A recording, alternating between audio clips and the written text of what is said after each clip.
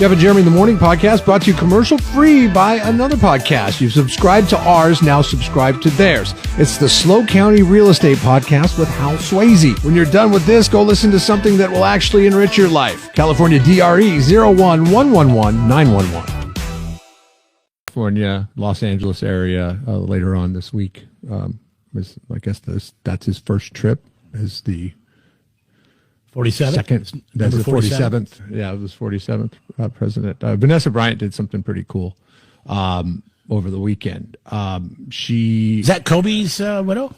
Yes. Okay. She donated 8,000 pieces of apparel and sneakers to help families that are impacted by the fires, like new shirts and stuff like that she had access to, probably through relationships with Nike and stuff like that. And she did it at Dodger Stadium over the weekend. So that's pretty cool. She's doing stuff like that. I mean, she could very easily just disappear and be fine. And she was heartbroken over the tragic death of her daughter and Kobe Bryant in that helicopter crash years ago. It's interesting as you read more and more about these fires. We were talking about the Teslas earlier. Now they're finding cancer-causing chemicals in the water sources for Los Angeles now when they're doing the testing because of things like that. Because of I would think that's not, expected at this point with that so much loss and chemicals and just things from your home too going into the groundwater. Did you see? You might not have saw this over the weekend. I meant to text you the link on it. It was pretty incredible. There was a house that was built up on the Palisades, and the guy is an architect, and he is an architect that takes into account living in fire zones. And I really think the state of California should source this guy as in some kind of leadership role for building homes. His house unscathed in the fire. His next door neighbors, direct next door neighbors, burned to the ground. To the ground. He was up against the vegetation, and he used materials it was crazy. The technology that went into it. Like, he had a little sprinkler system that went off underneath the house because it was likely that the flames would climb up the hill where he was positioned on it. I mean, he took all this stuff, these not tile, but like vinyl type siding that was fireproof, windows that actually deterred the fire from coming up because they blocked out heat. So if heat was getting inside, it wouldn't cause like extreme heat. Like if this is kind of what I was talking about. Yeah, last week was. It's like, here we are in 2025 now. I mean, there's got to be better technology, and it sounds like this guy's figured it out. I mean, you take a look at this house, and it's a masterpiece. I mean, but who can afford that, right? Well, yeah. I mean, obviously, he owns an architect firm, so he's got quite a bit of money. But now I would think that he's in even more high demand because he could be like, well, look at my house. I mean, it escaped the wildfires, and look at my neighbors.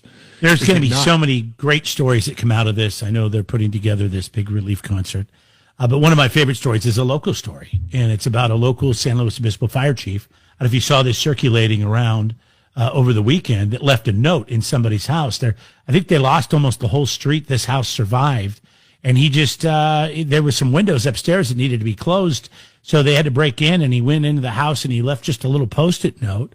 And he's one of the captains from the San Luis Obispo Fire Department. It just said, hey, sorry for the mess, because I saw him on the news this morning. His name is Alec, and he had muddy boots, and they trekked it to the house. But I mean, God, can you imagine, Jeff, if your house was the only one on the block that was saved, and it was saved by these guys, and they left a note?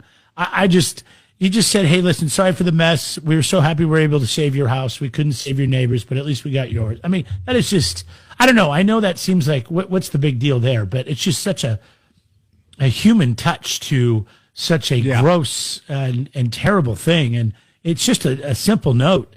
And, but it was great. And I'm so happy he left it. I'm so happy that I got to see it. And there's actually on KSBY, they actually caught up with him, and there's a great little sit down with him and his family that I saw this morning. And I just thought, wow, that is fantastic nice job to the San Luis Obispo firefighters for going down there. And, he said pretty much in the story that, we go down, we do these things, we're able to save somebody's house. There's no connection after the fact, we don't ever get to meet the people, but we wanted to leave a note. And I thought I would have cherished that note. I bet you those people will keep that note. They may frame it. Who knows? It may be a part of their mantle moving forward, but that was a cool story. They'll probably come and visit too as a result of that.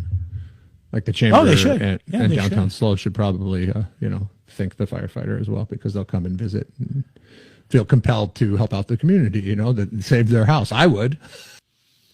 Yeah, no, they've got their hands. Like I don't expect them to do anything, for a long time, but we talk about it oftentimes, like there are places that we'll never visit because of the way they're doing things, like New York and Chicago are two of the cities. San Francisco, one that's very visitable for us, but my family does not agree with some of the things that are going on in San Francisco. And we're like, I'm going to give any of my tax revenue to San Francisco. They're screwing things up, not until they can get it right. Once they get it right, we'll go back, type of thing. And, somebody saves my house. You bet your ass I'm taking a vacation there. I saw a map today, and it was, what is California known for? Where your wife's from, it says rednecks up north. The very actually top says Oregon. This is Oregon. But it right in the middle of the Central Coast, between Monterey and San Luis Obispo County, it says tourists. This must be one of the top tourist destinations in the state, even though I'm sure a lot of people go to Los Angeles and Southern California, but a lot of people love to come here. Well, remember when we moved here, we never even heard of the area. No, it's true. What is this? Where is this?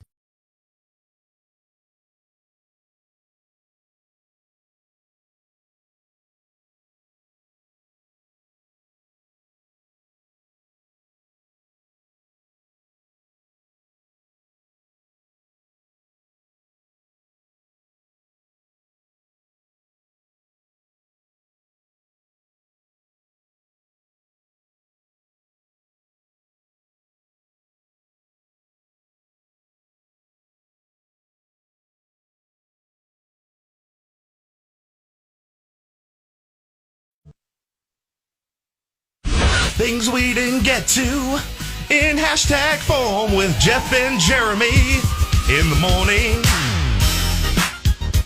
Hashtag, he saved it. Donald Trump signed an order yesterday to extend the TikTok in the United States. He's working with officials in China and TikTok to keep it relevant and working in the United States. And that's probably a good thing because a TikTok user shared that they discovered they had black mold in their cell phone case after taking it into the bathroom.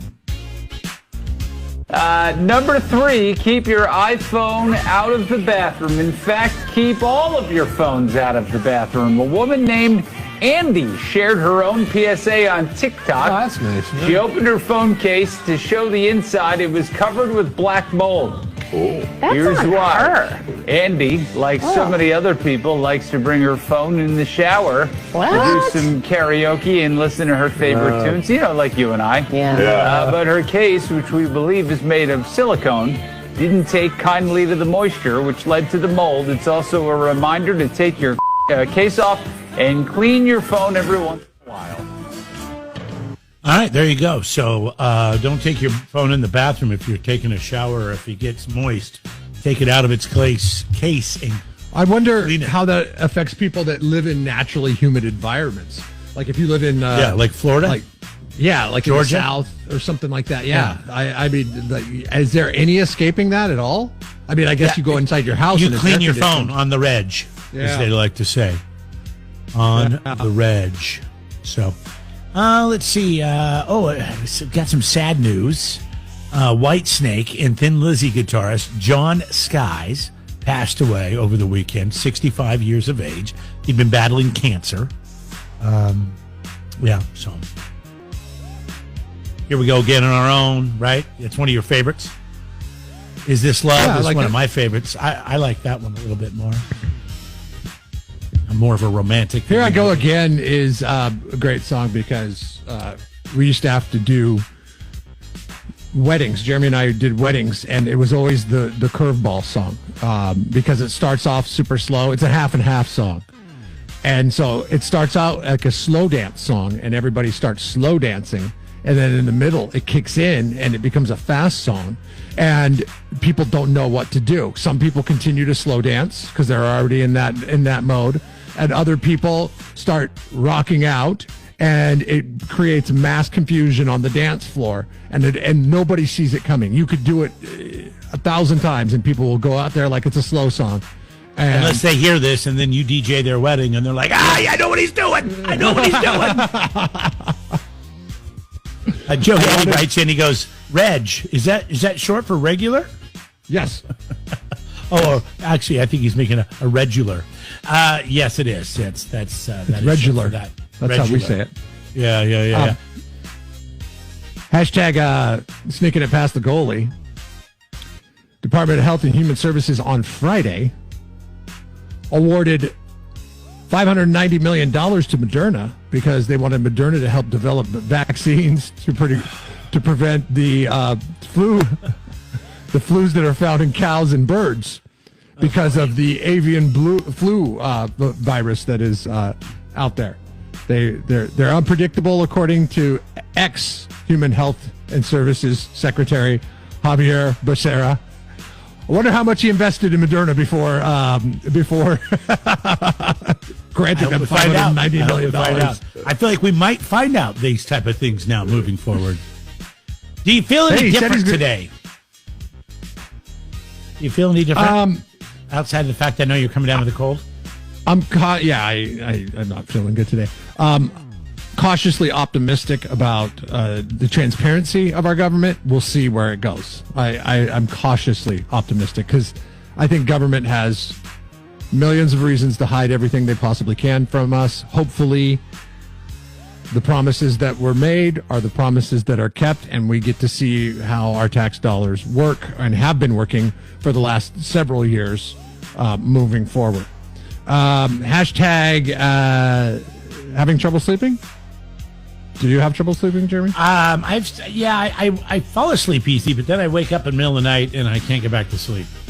Well, according to a Boston-based sports doctor on, you guessed it, TikTok, he says wear socks to bed because socks make your feet warm, which ends up cooling the body down. And then the body being cool tells the brain that it's time to go to sleep. So if you wear your socks to bed, then it will tell you to go to sleep. All right, give it a shot. I'm a no socks guy in bed because I feel like they're restricting. I like to be able to move my toes around. Toes around, in the sheets.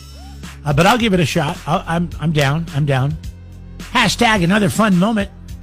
Yesterday, Kid Rock at the inauguration was interviewed by a British reporter. Apparently, he was into her. She was not into him. Well, I look like I'm ready to hit the slopes, I can tell you. I'm in full-on ski gear here with my hat, gloves, the whole thing, ready to rock, because you got to be wrapped up against the elements, don't you? I love to go skiing. I love to go skiing. You sound sexy. You want to go with me? No. Well, we won't get into that right here. So we're doing no skiing Why today. not? We've got a day of broadcasting to do. But Kid Rock, thank you so much for joining us here on BBC News. Enjoy your day. Oh, yeah. See, this is the problem. What's the problem? It's just... my problem is she should be... with her job, she should be more quick-witted than that, than to just, freeze up, stutter, clamor. She should be able to roll with that. That's your job. You're live. I mean, come on. Flirt back or just make a joke or something.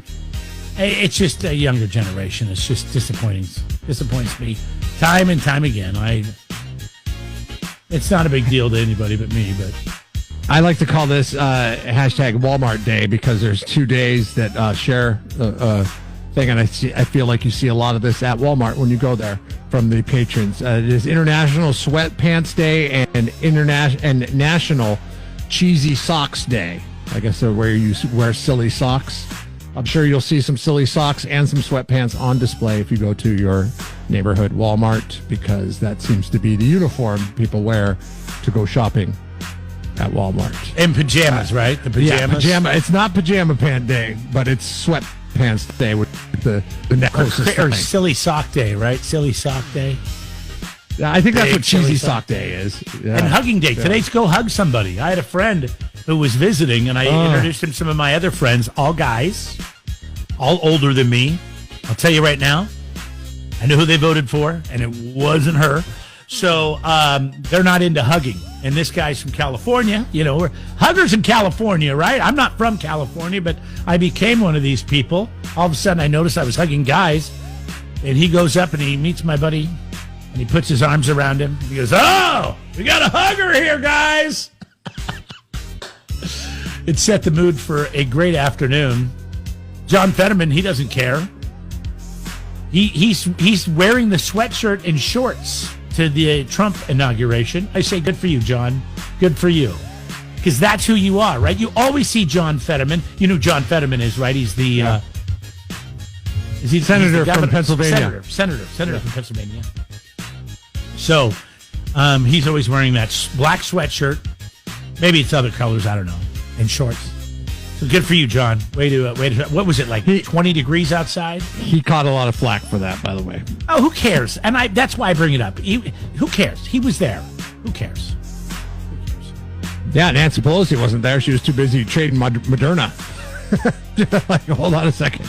Moderna got $590 million from the government. Let's go ahead and do some trades today. Although I don't think the stock market was open yesterday. Great day to be sick. I'm so glad I'm sick today. Nobody's going to want to give me a hug, and I escaped it by a year. In fact, I'm going to mark this down on my calendar ongoing to be sick on January 21st. I'm sick every year on January 21st.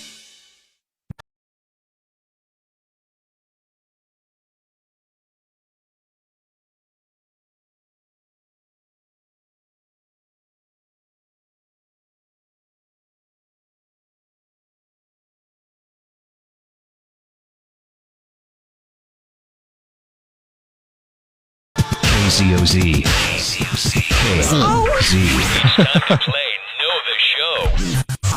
All right, you know the show today, and you're going to go see Chicago. We got a couple more tickets laying around, so we're going to clear them out this week. That's today through Friday. It's 2 tickets to see Chicago. Vina Robles Amphitheater. Show is on the 9th. If you text Chicago to 805-543-3693, we'll kick you back a link. You can buy your tickets right on the phone. But you know the show this weekend, you'll win a pair. All right. What do police officers in Mount Juliet, Tennessee do if your pizza delivery driver gets arrested while bringing your pizza? 3 are the numbers to get through. We're giving away tickets to see Chicago, Vina Robles Amphitheater, September the 9th. You can text Chicago to 805-543-3693. Those are the 805 beer lines, and we'll kick you back a link to buy tickets. Of course, if you know the show this week, you can win a pair. Doug first in this morning. Good morning, Douglas. Good morning. All right, Doug. Good. Going great. Mount Juliet, Tennessee. If your pizza delivery driver gets arrested on an outstanding warrant, what will the police do for you? Well, the police are a hell of a lot nicer there. They'll deliver your pizza. Wait, has this happened to you here? How do you know that they won't do it here as well? Well, I was fortunate enough when I was in college and was delivering pizza. The cop actually pulled me over for speeding, and he told me, all right, fine, just go slow down. This was at the time when it was Domino's, 30 minutes or less delivery. Oh, yeah. Did Domino's have to abandon that I guess, policy because guys like you would speed to get the pizza delivered? So I'm guessing, yeah, because I was always speeding. Got to get to that next pizza delivery. Yeah, man. well, I'm pretty sure. I mean, when pizza drivers are causing accidents, they probably said, maybe we had to change this marketing. Can we bring the Noid back? All right, man. Remember, they brought the Noid back after that, just for I don't know. It was just a short time. Doug, you're the man. You got 2 tickets to see Chicago. Oh, that's awesome. I am excited. Hey, Doug, I got to ask you, when you left your job at Domino's, because I'm guessing you eventually did, Yeah. Did you take the pizza bag with you? I would have taken the pizza bag with me. That thing seems pretty handy. Man, I want one of those so bad. Back in college, it was a long time ago, but that probably would have been a good idea. Well, I would imagine they would have charged you or deducted your pay. That's fine. If they didn't have that conversation with you, like, hey, you lose this, we're gonna, it's $100. No, they were just on the shelf. No one would have ever known if any were gone. See, I think that pizza bag is worth its weight in gold because I'm always amazed at how, like, especially like sometimes you'll order pizza and they'll be like, yeah, it'll be 45 minutes to an hour. You're like, oh god, that pizza would be gross when you get it. And then they bring it and it's hot and you're like, what? That is awesome. I want one of those pizza bags. I think you could just get a bag cooler, and honest to God, it would probably be pretty close. Yeah, like, but that's not industrial. That's not meant for bag cooler. Pushing. I mean, buying it at a store or something like that. Maybe don't go to Walmart. Get a legitimate one, like one from Costco. No, you need to buy surplus from Domino's. All right, man. So tomorrow, another chance for you to do it. There you go. Thanks, everybody, participating in the program today. Don't forget our Justin Stearns Assist Home Loans poll question. What about Rhonda? It lives over at kzoz.com. Have you made peace with Rhonda yet? Oh, I love Rhonda. It got a little tenuous there for a minute. Oh, I was just getting fired up, but yeah, no, I still love Rhonda. I know she doesn't like him, and she doesn't like, and she doesn't care if he does good, and she would probably never support him because she hates him. But that's fine. I mean, I don't. In all fairness to Jeremy in his Rhonda rant earlier, it also happened at the same time that we went off the air. So Jeremy is somebody that once he gets fired up. Oh yeah, it's like a fire hose. He's a bit of a volcano. Yeah, it's like a volcano. I know. So, they're made of some flames thrown your way, some lava, some molten lava thrown your way, Rhonda. Yeah. That I probably wouldn't have normally done it, but I was already pissed off that something happened technically with our feed. So, anyways, new question. Do you think Morro Bay should turn their power plant into one of these battery storage facilities on the heels of what happened late last week up in Monterey County? With their fire up there. So you can vote in that. That's live now over at kzoz.com. He's ready to go. Kurt Olson. KO. With some Danzig. How about that? That'll get things going. 402. We'll see you back here tomorrow. 93.3 KZOZ rocks the 805.